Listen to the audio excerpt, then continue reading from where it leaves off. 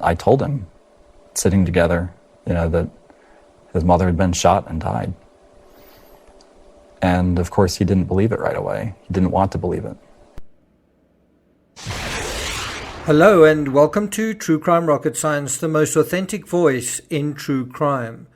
Both Fox News and People magazine seem to believe Alec Baldwin's tweet shared onto his Instagram is related to Matthew Hutchins, accusing the actor of, quote, not taking responsibility, unquote, for his late wife's death. I feel that someone is responsible for what happened, and I can't say who that is, but I know it's not me.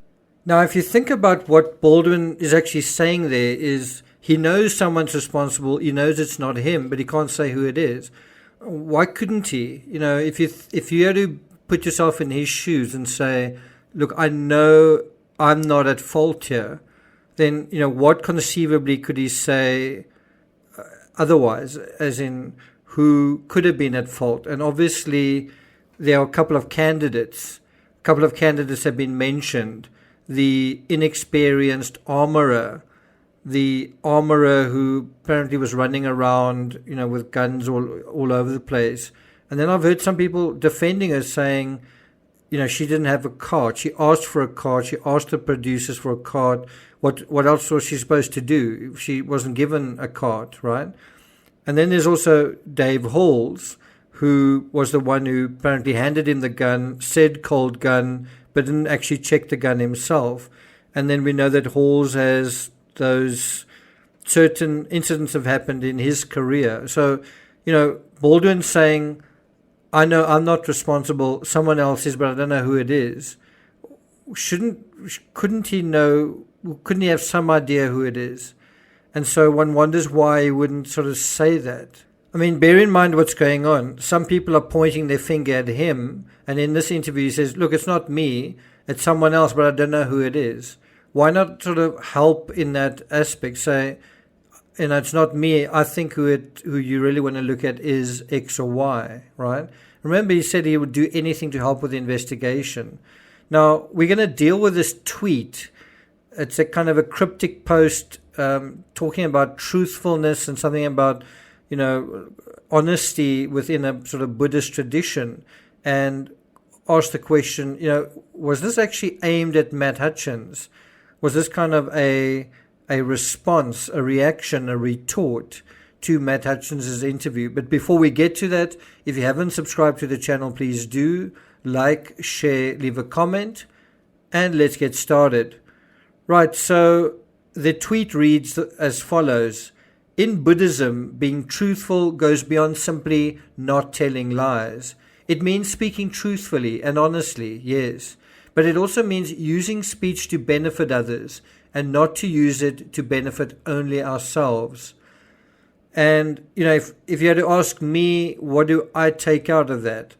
I think that this emphasis on benefiting only ourselves, I think, is to do with this idea that, you put out a wrongful death suit, and incidentally, this tweet has come out at the same time that the wrongful death suit has been launched, and also Hutchins talking about it, and also talking in general about how he feels, and kind of pointing his finger at Alec Baldwin. And so you could sort of argue that all of that is about Matt Hutchins benefiting himself, benefiting his son, and benefiting at the expense of Alec Baldwin. And Alec Baldwin kind of saying, it's one thing to say how you feel, but what you need to do is think about other people, other people's lives, other people's livelihoods. And I think something that I sort of really hit home to me in preparing for this episode is there are kind of two families in the story. There is Alec Baldwin and his wife and their children. We know quite a lot about that. But there's also another family, a younger family, but it's still a family. There's also a young boy in the story. And in a real sense, they are, I don't want to really say victims. I don't want to say Alec Baldwin's children are victims, but they are innocent people around a scenario that has to do with adults. And one wouldn't really want to see any of these children come to any kind of harm or any kind of... You wouldn't want to see their lives spoiled by this incident, would you? And I kind of feel like Alec Baldwin, he's just bought a new home. He's determined that his fairy tale continues. And if you think about that, in the Hutchins household, their fairy tale has been destroyed. The best that they can kind of do is pick up the pieces and try and find a way back to some kind of normality. But the fairy tale, their mom's never coming back. That fairy tale is over. One gets the sense that Alec Baldwin wants his fairy tale life, his fairy tale wife, his fairy tale family to continue. Is that realistic? Now, coming back to this tweet, in true crime, we've learned not to accept coincidences at face value, and also context is king. In this case, we have Baldwin posting this cryptic message on the very same day as Matthew Hutchins' Today Show interview. I think both happened on Thursday. That's the 24th of February. The Daily Mail has also added to this chorus, suggesting that Baldwin posted this post with Matt Hutchins in mind, after, in their words, Hutchins blasted Baldwin for shifting blame and for sounding like he was the victim. I am inclined to agree. I think the timing is interesting. We should also bear in mind it's not just Hutchins going on television to broadcast his opprobrium. He's also launched a very public wrongful death suit. I wouldn't be surprised if Hutchins had just gone on TV alone and just said, well, I'm not very happy about this. I don't know if there would have been a response. But I think that was sort of the cherry on the cake, the straw that broke the camel's back. Hutchins going on television and saying how he felt and mentioning Baldwin by name, right? Also, he's hired not one but two high-powered legal teams to pursue his case. He's bringing it to the public's attention. This legal scenario was, there was a big press release. They showed a video sharing their conclusions, and all of it together seems to target Baldwin more than anyone else, and more so than any of the other civil suits. And I think we've all seen the damning video depicting Baldwin in, well, not exactly the best light. And how do you think he responds to that? He's used to being depicted in the best light. He's used to, directing how he'll be cast and how the light will be, and showing himself off in the best light. Now he's not been depicted in the best light. How do you think that sits with him? He's a powerful man. He's a powerful actor. He's an experienced actor as well. What do you think it feels like to not be depicted in the best light in a kind of animation? And then also somebody talking about him after that. So I think what seems to be happening now is a contest for the narrative. And this is also something we see often in true crime. There seems to be a tussle for control over the narrative. Do you agree with that? There's narrative one in place since day one, and that has been that the production was perfect, no problems. They were a very, very well-oiled crew, and the incident was just a random fluke, and it happens, and no one's really to blame. And it was something that had nothing to do with Baldwin, and definitely not related to any systemic problems on set. And we know Baldwin posted that long Instagram thing where they're saying, we actually got along well. A few people saying that they didn't doesn't mean that they didn't, kind of thing, right? So narrative one can kind of be summarized as, I didn't point the gun, I didn't pull the trigger, someone is responsible, but it's not me, and I don't know who it is. Narrative two, which has gained some support and reinforcement over time, especially as one suit after another has been filed, is that there were serious systemic problems on the Rust set. There were problems with the culture.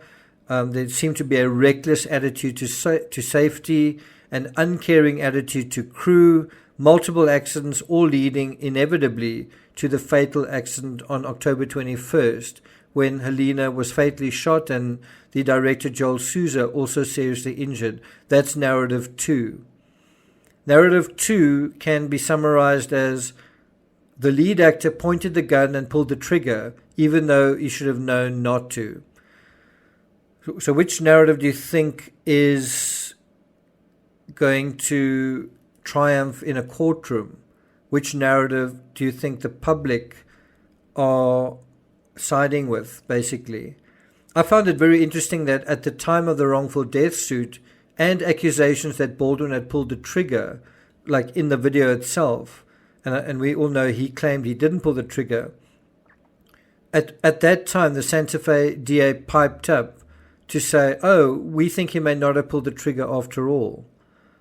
So there do seem to be real efforts to control or influence the narrative, the most significant being Baldwin's exclusive to ABC News on December 3rd.